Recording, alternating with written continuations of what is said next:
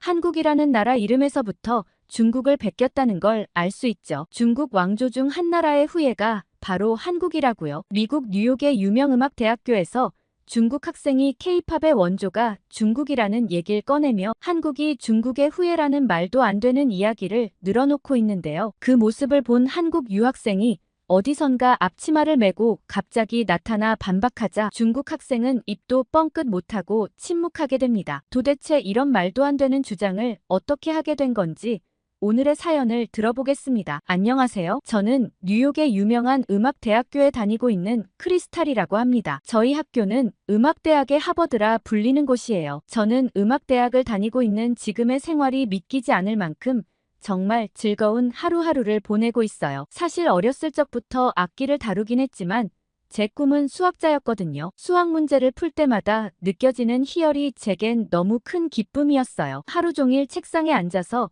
제가 알고 있는 공식으로 문제를 풀어낼 때면 세상 못할 일이 없다고 느껴졌죠. 늘 앉아서 수학만 푸는 제게 유일한 취미가 음악이었어요. 짬을 내서 잠깐씩 하는 기타 연주는 머리를 식혀주는 느낌이었거든요. 그리고 악보를 보는 것과 수학 문제를 푸는 게 저는 많이 비슷하다고 생각했어요. 그렇게 늘 공부만 하던 제게 정말 충격적인 일이 하나 생겼어요. 아무래도 전 늘 책을 읽거나 수학 문제를 푸는 게 전부다 보니 세상 돌아가는 일에도 크게 관심이 없었어요. 그런데 어느 날 저희 고등학교 축제에서 소름 돋는 경험을 하게 됐어요. 댄스 동아리 친구들이 무대에서 BTS의 노래에 맞춰 춤을 추는데 학교의 모든 학생들이 모두 떼창을 하는 거예요. 저는 알지도 못하는 노래였는데 다들 하나가 되어 노래를 부르고 즐기는 모습에 저는 소름이 돋았어요. 그러면서 갑자기 저런 음악을 만들어 보고 싶다는 생각에 전율이 느껴졌습니다. 수학 문제를 푸는 건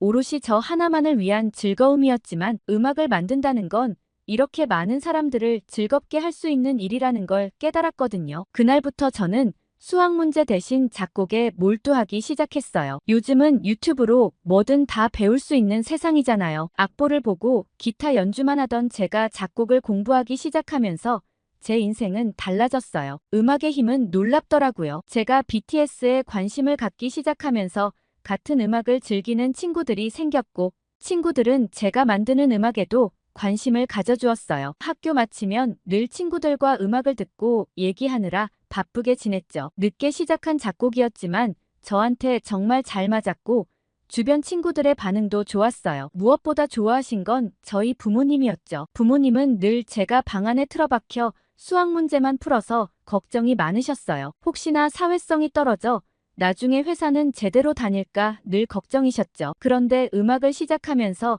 친구들도 만나고 노래도 듣고 하다 보니 이제야 제 또래 같다며 안심하셨어요. 그렇게 저는 음악에 점점 빠져들었고 결국은 지금의 학교에까지 들어올 수 있게 되었습니다. 저희 학교에는 음악하는 친구들이 많아서인지 고등학교보다 더 재밌었어요. 제 머릿속에서만 있던 멜로디를 뛰어난 실력을 가진 친구들이 연주해주기도 하고 더 좋은 아이디어를 제시해주기도 했죠. 그야말로 저에겐 꿈의 학교라는 생각이 들었습니다. 그러던 어느 날 저희 학교에 새로운 교수님이 부임해 오셨고 다들 새 교수님에 대해 엄청난 관심을 보였어요. 새로 오시는 교수님께선 세계적으로 유명한 음악학교를 나오신 후 한국의 대형 기획사에서 일을 하다가 다시 한국대학에서 학생들을 가르친 후 이곳으로 부임해 오셨다고 하더라고요. 한국에서 직접 K-팝을 만드셨다는 소문이 난 후로 학생들의 관심이 어마어마했어요. 제발 제 담당 교수님으로 지정되면 얼마나 좋을까 매일매일 기도하기도 했죠. 그런데 제 기도가 하늘에 닿은 건지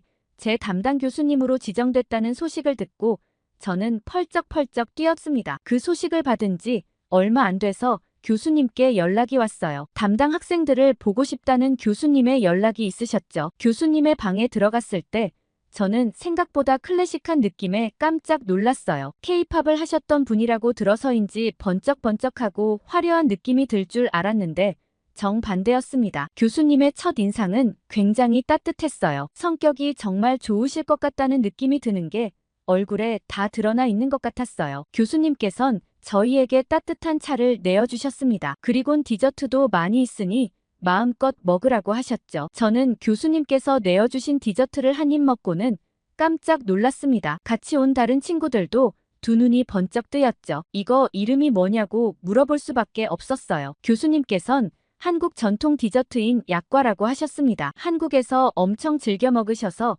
미국에서도 쭉 해외 배송을 시켜 드시고 계실 정도로 교수님께서도 굉장히 좋아하는 간식이라고 하셨죠. 약간 쿠키 같으면서도 빵 같은 느낌이 드는데 뭐라 형용할 수 없었어요. 한 번도 경험해 본 적 없는 식감이었죠. 미국에서 보통 디저트 하면 정말 혈당이 확 오르는 달달한 디저트가 대부분인데 약과는 전혀 그렇지 않았어요. 분명 달긴 한데 은은한 단맛이 고급스럽게 퍼지는 느낌이었습니다. 너무 달아서 한두 입 먹고 나면 물리는 미국 디저트들과 달리 계속 손이 가는 맛이었어요. 이런 맛있는 디저트를 왜 이때까지 몰랐을까 싶었고 다른 친구들도 너나 할 것 없이 디저트를 마구 집어먹었습니다. 교수님은 약과를 맛있게 먹는 저희를 보며 흐뭇해하시는 느낌이었어요. 보통 교수님 하면 거리감이 느껴지기 마련이었고 특히 음대 교수님들은 깐깐하신 분들이 많아 다가가기가 어려웠거든요. 그런데 한국에서 근무하고 오신 마이클 교수님께선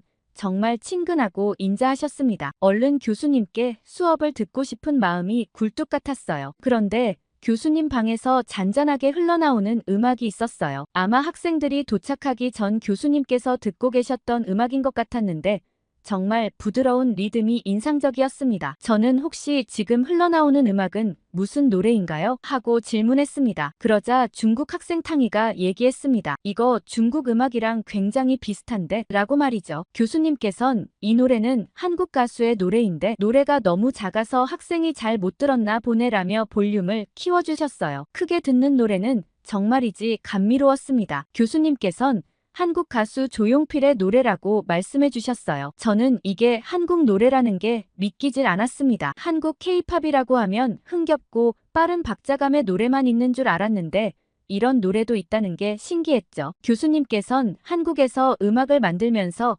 오히려 옛날 노래를 더 많이 듣고 영감을 많이 얻으셨다고 했어요. 이렇게 오래된 노래인데 지금 들어도 여전히 좋지 않냐고 물어보셨습니다. 그러자 저희는 모두 충격에 빠졌어요. 이게 오래된 노래라는 게 믿기질 않았죠. 교수님께선 30년도 더 된 노래라고 하셨어요. 이런 노래가 30년 전에 만들어진 노래일 수가 있다는 것에 소름이 끼쳤습니다. 교수님께서 들려주셨던 노래는 창밖의 여자라는 노래였는데 가사를 알 순 없었지만 뭔가 가슴 뜨거운 느낌이 드는 노래였거든요. 무엇보다 가수의 전달력이 너무 뛰어나서 노래를 어떻게 이렇게 할 수 있는 건가 하는 생각이 들었어요. 지금 들어도 전혀 손색 없을 정도로 아름다운 멜로디에 다른 친구들이 노래를 더 듣고 싶다고 얘기했죠. 교수님께선 한국 올드팝을 좋아한다는 게 더 신기하다며 다른 노래를 하나 더 틀어주셨습니다. 이번에 틀어주신 노래는 여자 노래였는데 청아한 목소리가 일품이었습니다. 교수님께선 이선이라는 가수의 제2에게라는 노래라고 하셨죠. 저는 집에 가서 꼭 더 찾아 들어야겠다며 교수님께서 알려주신 곡들을 휴대폰에 저장해 두었어요. K-팝이 지금 이렇게 인기 있을 수 있는 이유는 한국의 옛날 노래에서부터 탄탄한 바탕이 되어 있기 때문이 아닐까 싶었습니다. 이런 음악들이 알려지기만 하면 지금 BTS나 블랙핑크만큼이나 인기가 많을지도 모른다는 확신이 들었습니다. 그렇게 저희는 다들 한국의 옛 노래에 푹 빠진 채로 교수님 방에서 나왔습니다. 교수님 방에서 나오자마자 중국 학생 탕이가 한 말에 저희는 모두 경악하고 말았어요. 탕이는 한국 음악은 어차피 다 거기서 거기인데다 아까 들었던 노래도 난 이상하게 중국 노래랑 겹치는 것 같더라 라는 말을 했어요. 탕이의 귀가 어떻게 된 거 아닌가 싶었죠. 그런데 중국 노래에 아는 노래가 없어서 겹친다는 탕이의 말에 뭐라 얘기할 수가 없었습니다. 그냥 이상한 애라고 생각했고 다들 탕이의 말을 못 들은 척하고는 그대로 헤어졌습니다. 그러곤 얼마 있지 않아 학교 축제가 있었습니다. 축제 기간만큼은 공부도 다 있고 신나게 즐길 수 있을 거란 기대에 들떠 있었습니다. 드디어 축제 첫날 저는 친구 빌리와 함께 푸드트럭으로 향했습니다. 그런데 저희 둘은 엄청난 줄을 보고 깜짝 놀랄 수밖에 없었죠. 바로 한국 푸드트럭에 엄청나게 많은 사람들이 몰려 있었거든요. 그리고 저는 푸드트럭에서 요리하는 사람들을 보고 이게 무슨 일인가 싶어 눈이 휘둥그레졌죠. 학교에 다니는 한국 유학생들이 한국 음식을 팔고 있었거든요. 학생들이 음식을 준비하는 경우가 있긴 하지만 이렇게 자신의 나라 음식을 직접 그 나라 학생들끼리 만들었던 적은 처음이었거든요. 얼마나 자기 나라 음식에 자부심이 있으면 이렇게까지 할 수 있을까 싶었습니다. 게다가 한국 음식을 판매했던 적은 한 번도 없었던지라 모든 학생들의 이목이 집중되었습니다. 다른 푸드트럭과 달리 긴 줄에 한참을 기다려야 했지만 사람들은 아랑곳않고 줄을 섰어요. 그 친구들이 운영하는 푸드트럭에는 떡볶이와 김밥 그리고 라면에 순대를 팔았어요. 김밥과 라면은 워낙 미국에서도 유명한 음식이라 저도 먹어본 적이 있었는데 떡볶이와 순대는 다소 낯설었죠. 빌리는 한국 음식은 무조건 맛있을 것 같다며 전부 다 시켜야 된다고 아우성이었어요. 저는 우리 둘밖에 없는데 어떻게 다 먹겠냐며 2개만 시키자고 말렸지만 빌리의 고집에 못 이겨 결국 4가지 음식을 모두 시키게 되었습니다. 저는 순대의 모습을 보고는 좀 꺼림칙했어요. 색깔도 거무튀튀한 데다가 뭔가 손이 가질 않았죠. 그런데 빌리가 순대를 한 입 먹고는 이거 진짜 쫄깃하다며 너무 맛있다고 하는 거예요. 저는 빌리의 모습을 보고선 저도 용기 내서 한 입 먹어봤는데 세상 쫀득한 게 한 번도 먹어본 적 없는 식감이었습니다. 저희가 한참 음식을 먹고 있는데 푸드트럭을 운영하는 한국인 친구가 다가와 떡볶이 소스에 찍어 먹는 것도 맛있다며 먹는 방법을 알려줬어요. 친절한 한국인 친구 덕에 떡볶이 소스까지 남김없이 싹싹 긁어 먹었습니다. 설거지가 필요 없을 정도였죠. 빌리는 내일도 여기 운영하면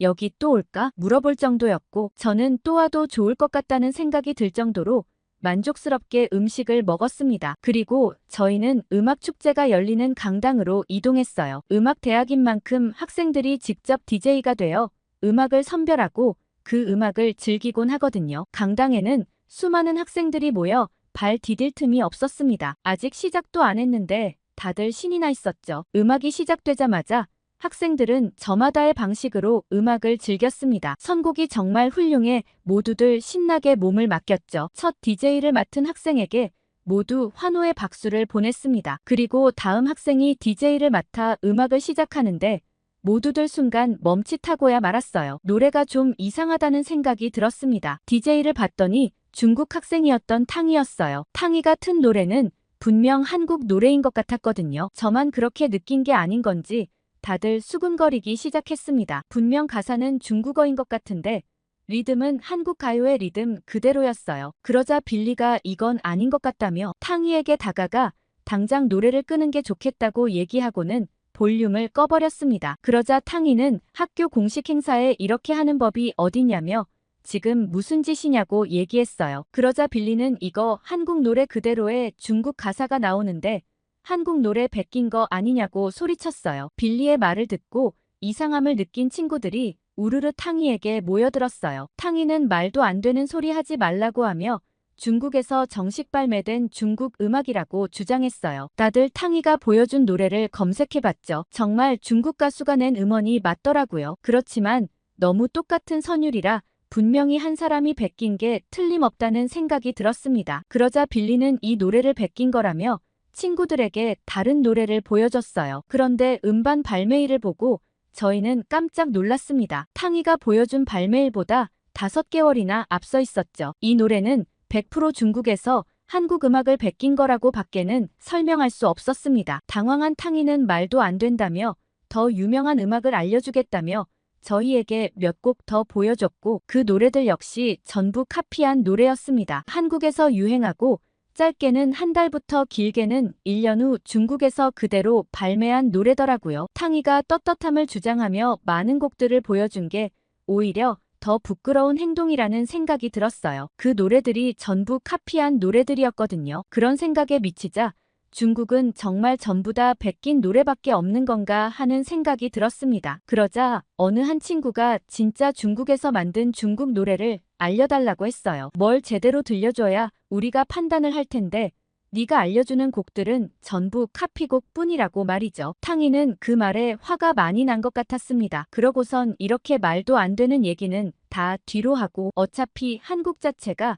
중국의 후예라는 말을 했어요. 그러면서 한국에서 쓰는 대한민국이라는 국호의 한이라는 글자가 중국 왕조 한나라에서 가져온 거라고 했죠. 갑자기 노래 얘기를 하다가 이상한 역사 얘기로 빠지는 걸 보고는 억지스럽다는 생각이 들었습니다. 그래도 역사를 아는 사람이 없어 아무도 탕이의 말에 대답할 수 있는 사람이 없었어요. 그러자 탕이는 점점 기고만장해졌습니다. 한국이 얼마나 뻔뻔하게 포장을 잘하는 줄 아냐고 했어요. 한국이 중국 문화를 가져온 게 이번 한두 번이 아니라고 하더라고요. 다들 뭔가 이상하게 흘러간다고 느꼈지만 한국 역사를 아는 사람이 아무도 없어 그저 듣고 있을 수밖에 없었습니다. 탕이 말로는 한국의 아주 오래된 역사부터 전부 중국의 역사를 훔쳐갔다고 했어요. 그러면서 삼국시대 역사가 자기네들 거라니 말이 많은데 원래부터 중국의 영토였고 한국은 거기에 있는 소수민족의 후손에 불과하다는 얘기를 했죠. 중국에서 어느 정도 아량을 베풀어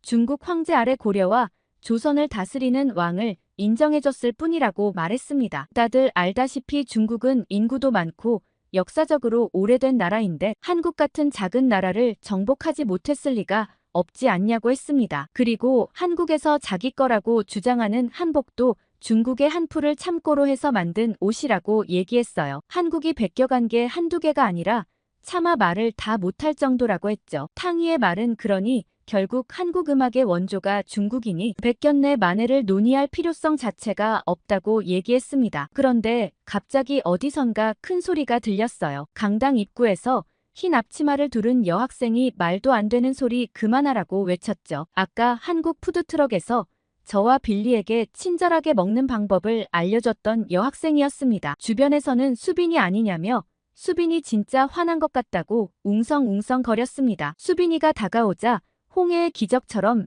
길이 쫙 갈라졌어요. 수빈이는 성큼성큼 걸어와 탕이의 얼굴을 똑바로 쳐다보며 얘기했습니다. 뭐 하나라도 훔쳐가려는 나라는 바로 중국 너희인데 여기 애들이 한국 역사 모른다고 어디 사기를 치냐고 얘기했어요. 그리고 자기 나라 역사도 잘 모르면서 어디 남의 나라 역사까지 엮어서 쌍으로 왜곡하냐고 얘기했죠. 청나라를 한족이 세웠냐고 물어봤어요. 아니면 원나라와 금나라는 하고 물어봤죠. 모두 한족과 관련 없는 이민족들이 세운 왕조라는 설명을 덧붙였습니다. 너희 한족들이 오랑캐라 무시하고 차별했던 이민족들이 세운 왕조인데 이제 와서 모조리 중국 역사라고 하는 꼴이 우습다고 했어요. 모르면서 우기면 무식한 거고 알면서도 우기는 건 뻔뻔한 거라고 했죠. 그리고 말도 안 되는 주장이지만 한나라가 중국의 역사라고 쳐도 그때 당시 한나라의 영토가 굉장히 넓었던 것은 사실이지만 정복한 지 채 50년도 지나지 않아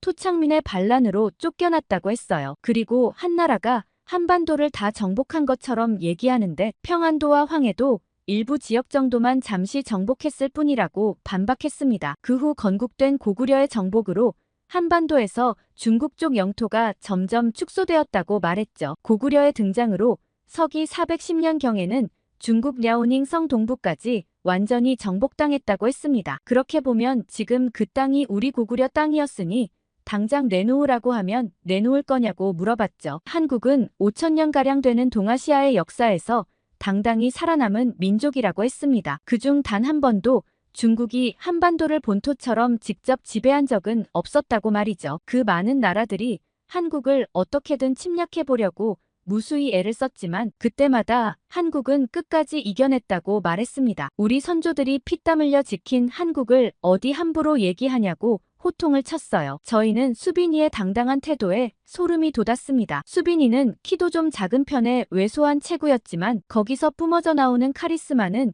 누구와 비교해도 뒤처지지 않을 것 같았거든요. 그리고 너네가 언제부터 한풀을 입고 다녔냐고 물어봤습니다. 그렇게 치면 일본이 만주에 세운 만주도 다 중국 역사니까 기모노나 유카타도 전부 중국 전통 복식이겠네 라고 얘기했죠. 수빈이의 뼈 때리는 팩트 폭행에 탕이는 한마디도 반박하지 못했습니다. 그리고 한국 사람들이 피땀 흘려 만든 케이팝에 어디 숟가락을 얹냐며 화를 냈어요. 중국은 죄다 좋아 보이는 건 다 자기 거라고 하는데 문화산업에 종사할 예정인 탕이 너의 개인 입장이 궁금하다고 했습니다. 내가 몇 달을 고생해서 만든 작업물을 아무런 대가도 없이 불법으로 다운로드를 해간다면 어떨 것 같냐고 말이죠. 지금 중국에서 그런 불법이 판치고 있으니 전 세계의 예술인들이 모두 손해를 보고 있는 거 아니냐고 했어요. 수빈이의 말에 모두들 고개를 끄덕이며 탕이에게 비난의 화살이 쏠렸습니다. 그러자 탕이는 무슨 내가 불법 다운로드를 했냐고 라고 소리치며 아니면 아닌 거지. 이렇게 우르르 한국 편들을 드는 이유가 뭔데? 라고 얘기하며 도망치듯 자리를 떴어요. 그러자 빌리가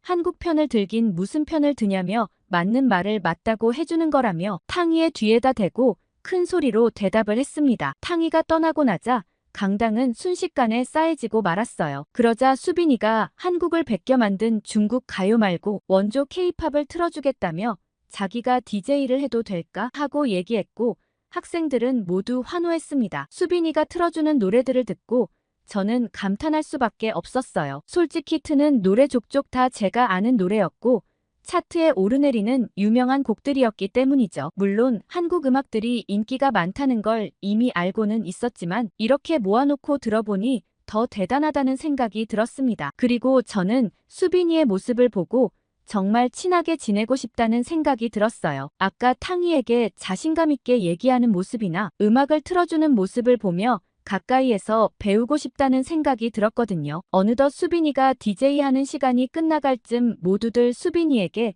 열화와 같은 박수를 쳐주었습니다. 모두들 수빈이 덕에 정말 재밌게 즐겼다고 생각했거든요. 그렇게 인상적인 축제를 마무리하고 어느 날 학교 게시물에 붙은 광고를 보고 저는 급하게 전화를 한 통 걸었습니다. 그 광고는 그때 한식 부스를 진행했던 수빈이와 친구들이 캠페인을 같이 할 친구들을 모집하는 글이었어요. 저는 수빈이와 친해지고 싶었기 때문에 바로 전화를 걸어 신청했죠. 수빈이와 한국 친구들은 그때 한식 부스를 운영한 돈으로 엄청난 계획을 세웠습니다. 그때 모은 돈으로 희귀병을 앓고 있는 어린 아이들을 위한 의료비 지원금을 마련했다고 했죠. 그리고 친구들을 모아 병원에서 작은 콘서트도 열어주고 싶다고 했어요. 저는 한국 친구들의 따뜻한 마음씨에 감동하고 말았습니다. 막상 부스를 운영한 돈을 들어보니 액수가 어마어마했거든요. 그도 그럴 게 축제 내내 한식 부스가 엄청 인기가 많아서 늘 재료 완판으로 마감 시간보다 훨씬 일찍 문을 닫았었거든요. 저라면 악기를 바꾸거나 등록금으로 보태서 쓸 것 같았는데 저랑 같은 나이인데도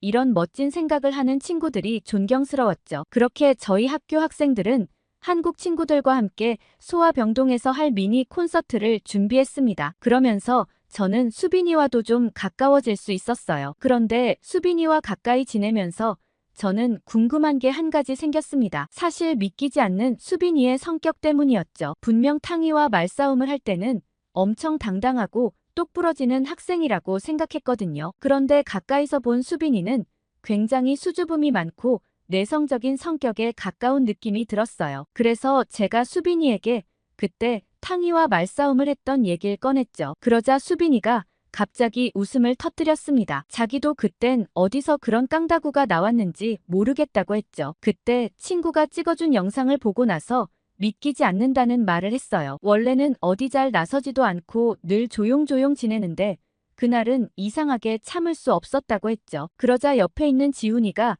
수빈이는 그런 거에 절대 못 참는다고 얘기했어요. 그러자 제가 그런 게 뭐냐고 물어봤죠. 지훈이 말로는 불의가 생기면 절대 가만히 안 있는다고 말했어요. 그럴 때면 그때 봤던 것처럼 아예 다른 사람이 되어버린다고 했죠. 그때 탕이가 선 넘는 얘기를 한다는 걸 듣자마자 앞치마도 안 풀고 바로 강당으로 뛰어간 거 보면 모르냐고 얘기했습니다. 지훈이의 말에 전부 다 웃음바다가 되었죠. 그렇게 저희는 밤낮 없이 연습을 마치고 소아병동으로 향했습니다. 그 소아병동에는 희귀병으로 치료받는 어린 아이들이 한둘이 아니었어요. 한참 밖에서 뛰어놀고 세상을 알아갈 나이에 병원에서만 지내야 하는 아이들이 안쓰러웠죠. 그런데도 아이들은 마냥 천진난만했습니다. 그때 지훈이가 참 안 됐다라는 말을 꺼냈습니다. 아까 어떤 아이의 부모님과 얘기했는데 치료비가 어마어마하다고 했죠. 한국은 의료보험이 잘 되어 있어 이런 대형 병원에 입원하더라도 경우에 따라 의료비가 별로 나오지 않는다고 했어요. 저는 그게 무슨 말인가 싶어 깜짝 놀랐죠. 지훈이에게 들은 한국 의료비는 정말 저렴했습니다. 가벼운 병은 거의 돈이 안 드는 수준인데다 치과나 정형외과 치료를 하는데도 크게 비용이 나오지 않더라고요. 미국에서는 웬만큼 아프지 않고서야 병원을 잘 가지 않을 뿐더러 병원에 갈 때도 정말 큰 마음 먹고 가는 경우가 많았어요. 그런데 한국은 저렴한 의료 비용에다 실력 좋은 의사의 치료를 받을 수 있다니 정말 의료제도가 잘 되어 있는 나라라는 생각이 들었습니다. 부러운 마음도 들었죠. 그렇게 병동을 돌며 아이들과 얘기를 나눈 후 저희가 준비한 공연을 시작했어요. 공연에서는 아이들이 좋아하는 노래와 부모님들과 일하시는 분들이 들으시면 좋을 노래를 열심히 골라 무대를 했고 다들 좋아해 주시는 모습에 가슴이 뿌듯했습니다. 한국 친구들은 축제 때 모은 돈으로 병원에 기부금까지 전달했어요. 그렇게 따뜻한 하루를 마무리하고 돌아오는 길에 수빈이에게 정말 고맙다는 말을 전했습니다. 내가 가진 재능으로 이렇게 누군가를 도와줄 수 있다는 게 뿌듯했고 사실 도와준다기보단 오히려 더 많이 얻어서 가는 기분이라고 했죠. 혼자였다면 절대 이런 생각을 할 수 없었을 텐데 수빈이와 한국 친구들 덕분에 많이 배웠다는 얘기를 했습니다. 그러자 수빈이는 절대 아니라고 했어요. 그런 게시물을 보고도 그냥 지나치는 사람이 있었을 텐데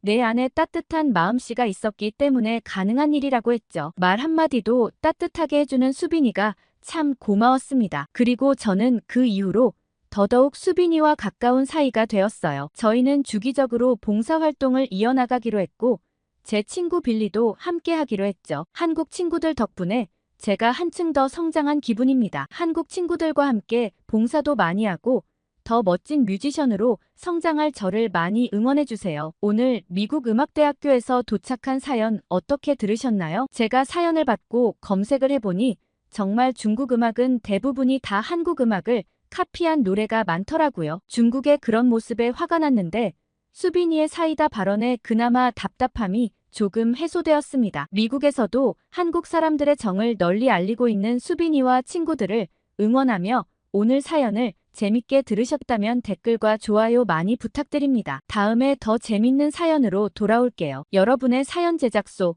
감동필름이었습니다.